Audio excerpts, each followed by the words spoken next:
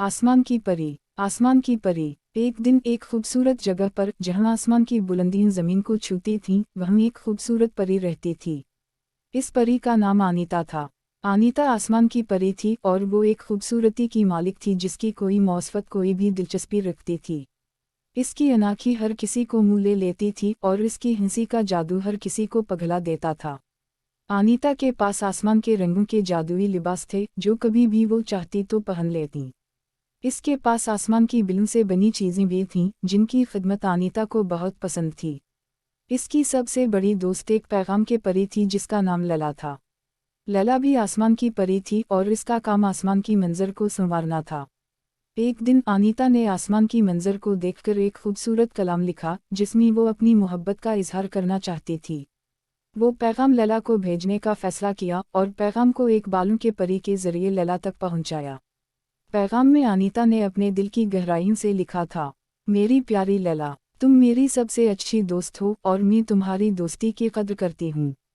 मैंने आसमान की मंजर को देखकर तुम्हारी खुशबूदारी की तरह चमकते हुए तारों को देखा। तुम्हारी तरह मैं भी आसमान की परी हूँ और मेरा दिल तुम पर छा गया है। क्या तुम मेरे साथ एक शाम गुजारोगी? तुम्हारी मुलाकात का इंतज़ार रहेगा। मोहब्बत और दोस्ती। अनीता। लैला ने पैगाम पढ़कर बहुत खुशी महसूस की और वो भी अनीता को देखने का ख्वाब देखती थी। वो फ़ौरन पैगाम का जवाब लिखकर एक बालों के परी के साथ भेज दिया। मेरी प्यारी अनीता, तुम्हारा पैगाम मेरे दिल को छुआ और मैं भी तुमसे मिलकर बहुत खुश हूँ। हम एक शाम मिला सकते हैं और मैं बहुत जल्द तुम्हारे पास आने का इरादा करती हूँ। आसमान की मंजर को देखकर तुम्हें देखने का भी मुजाल मिल जाएगा। मोहब्बत और दोस्ती। लैला। अनीता और लैला ने एक खूबसूरत शाम की मंजर का इंतज़ार किया जबकि आसमान की परियां अपने जादुई लिबासों में सजकर तैयार हुईं। शाम के वक्त अनीता और लैला ने उनकी मंजर के नीचे बैठकर तारों को देखने की कोशिश की। वो तारों की चमक और आसमान की खुशबूदारी से मगरूर थीं। शाम के दरमियान वक्त आसमान के परियों के साथ बहुत खुशी के लम्हे गुजारा। अनीता और लैला ने अपनी दोस्ती को मज़ीद मजबूत किया और एक दूसरे की कहानियों को सुना। वो मुजिज़े की बातें करते थे और आसमान की परियों के जादुई लिबासों को देखकर हैरानी का सामना किया। आसमान की मंजर को देखने के बाद अनीता और लैला ने एक दूसरे को वादे किया कि वो हमेशा एक साथ रहेंगे और आसमान की परियों के साथ अपने दोस्ती को मज़ीद मजबूत करेंगे। इस दिन के बाद अनीता और लैला ने अपनी दोस्ती को मज़ीद गहरा बनाया और वो हमेशा एक साथ खुश रहतीं।